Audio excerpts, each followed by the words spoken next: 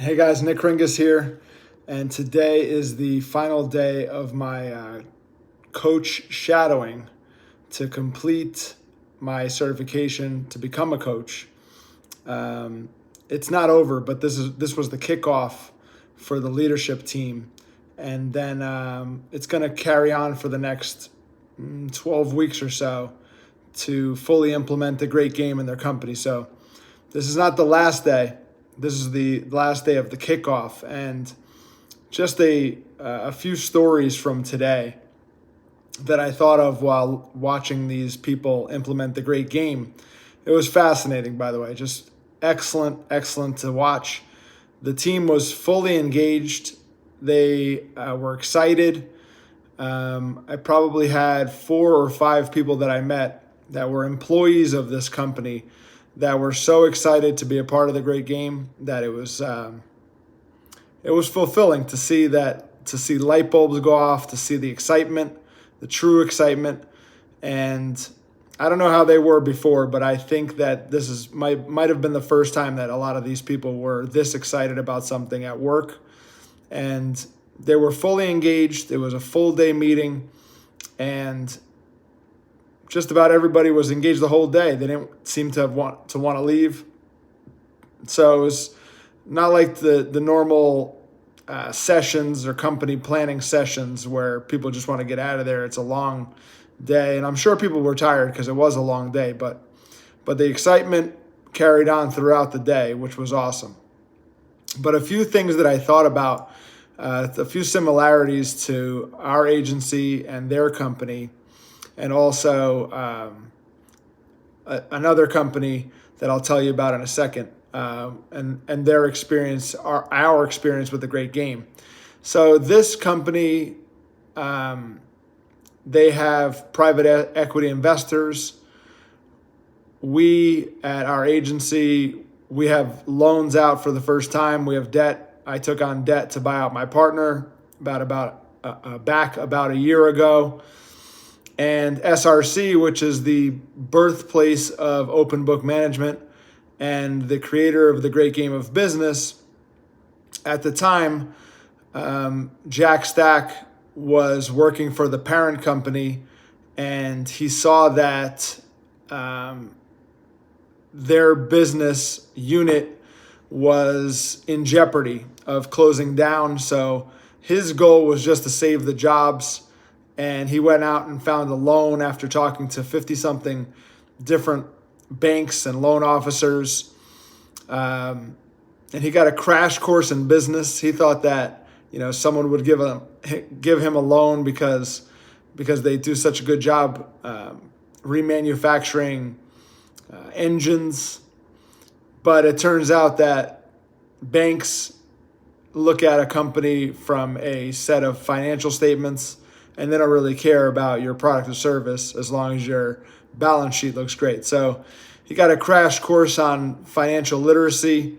He got pissed that his parent company, his boss at the time, didn't teach him any of this, even though he had an executive position with the company. So he decided to buy out he formed a group within that business unit. They came together, pooled their money, came up with $100,000 as a down payment, and borrowed $8 or $9 million to save that company. So all three of us at one time, when the deal went down, when we borrowed money or were invested in or got acquired, when the deal went down, we were probably all very excited. Jack Stack, I know he said he was. I definitely was. I was excited to have my own company for the first time ever. And I can only assume that the CEO of this company was excited when he got the private equity money. But then it all kind of hits you at once pretty quickly. There's a short period of celebration and excitement, and then reality sets in where, oh no, we have to pay this loan back, and we have a new monthly obligation each month starting as little as 30 days from the time of closing. Sometimes you can negotiate deals where you don't have to pay the first payment for a couple of months. But then, during that time, it's kind of a panic where you have to perform now.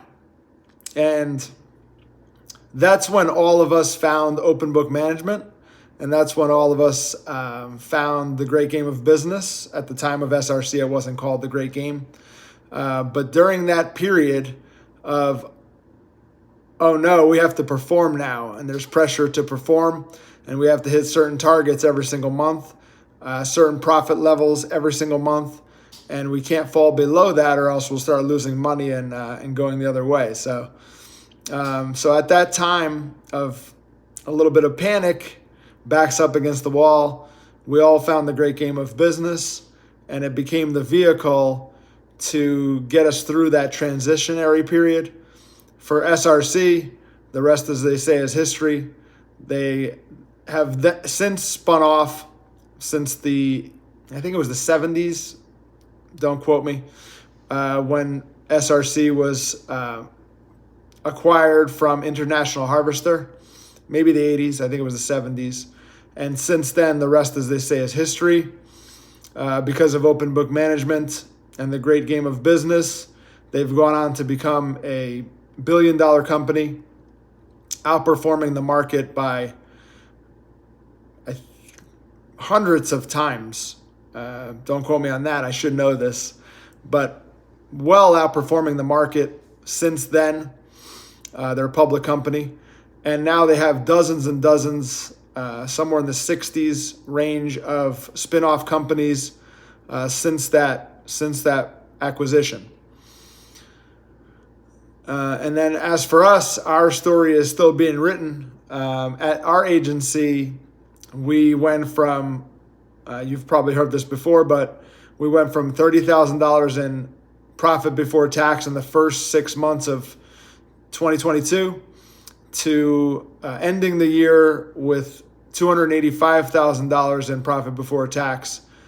So a big increase from the first 2 quarters to the second 2 quarters, all because of Open Book Management, operating more efficiently, cutting costs where we could. That was the biggest thing for us at the beginning anyway. Now it's about growing revenue and profit at the same time, not just about pinching pennies and going lean. That's not what it's about at all. And then this person that we coach today, he has a history of growing companies. He's a CEO of a very large company, $60-70 million. I thought it was a little bit more. In a previous video, I had estimated that it was more, but somebody had mentioned that range today. So he has a history of growing companies. So I think he'll do just fine, especially with the help of The Great Game of Business and with Open Book Management. I think at the heart of it, though, is that one person really can only get so far. So if there's a crisis and it's all fell on my shoulders, for example, I didn't really like that feeling. That was a lot of pressure. And I'm not sure if the company would be around much longer, if still today, if it wasn't for opening up the books and bringing our people into the fold so that they can help and they can think like owners and they can take on some of the burden of growing the company and making the loan payments. So it definitely helps. And there's a wisdom in crowds, but it definitely helps to capture the hearts and minds of other people so that they can help grow the company and they can take some of that burden off the owner's shoulders. It's just a very, very good feeling.